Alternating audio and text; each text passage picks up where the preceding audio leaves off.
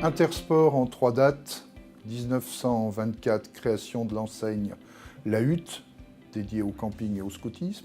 1958, enseigne Intersport. 1968, rachat de La Hutte par Intersport. Voilà où sont nos racines. Intersport international représente plus de 5800 magasins dans 64 pays pour un chiffre global de 11,4 milliards d'euros. Intersport France est une coopérative de sociétaires avec comme une centrale de service, 220 magasins de montagne, nous sommes numéro 1 sur la montagne, 405 magasins de plaine et 2 autres enseignes avec un nombre limité de magasins qui font en tout 1,7 milliard d'euros de chiffre d'affaires.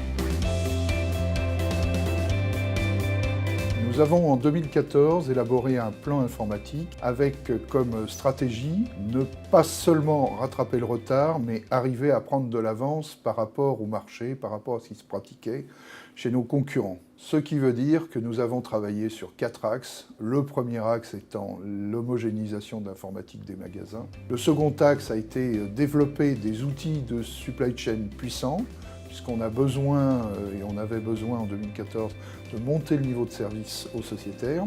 Il fallait en plus préparer l'arrivée imminente du digital et en particulier du click and collect. Et le dernier point, c'était arriver à avoir un reporting puissant avec des outils adaptés.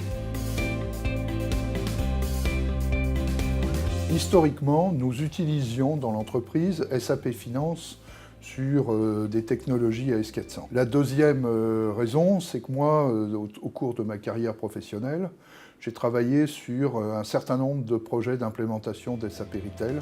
Donc c'est une technologie dont je connais les avantages. Le troisième point, c'est que pendant ma petite carrière, j'ai beaucoup travaillé avec PM, ce sont des gens compétents et fiables, et pour faire un projet ERP qui réussisse, il faut impérativement faire confiance à son intégrateur. La conclusion de nos études, c'est arriver à s'orienter directement sur SAP HANA parce que nous en attendions certains bénéfices.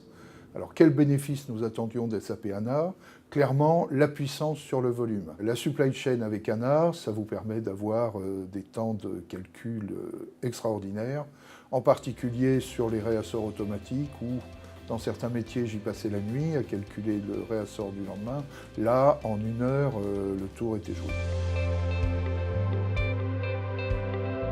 On a fait une première partie qui a été une migration de FI AS400 sur FI HANA. On a préparé toute l'infrastructure pour pouvoir lancer le projet. Et ensuite, en 1 an et demi, nous avons paramétré et mis en production SAP HANA sur toute la partie retail et en particulier sur la partie supply chain. Nous nous sommes mobilisés sur 1 an et demi. Nous avons beaucoup travaillé les méthodes avec le métier pour que ce qu'on implémente soit immédiatement utilisable. Il y a eu un très grand cycle de recettes. Alors ça, c'est la difficulté dans les entreprises, c'est que les entreprises ne sont pas habituées au cycle cadrage, développement, recettes, mise en prod et formation. Donc là, mon entreprise a fait un très gros effort dans ce domaine. Les résultats ont été immédiats. Pas d'accro et de soucis sur notre campagne 2015 hiver. Pas d'accro de soucis sur l'année suivante.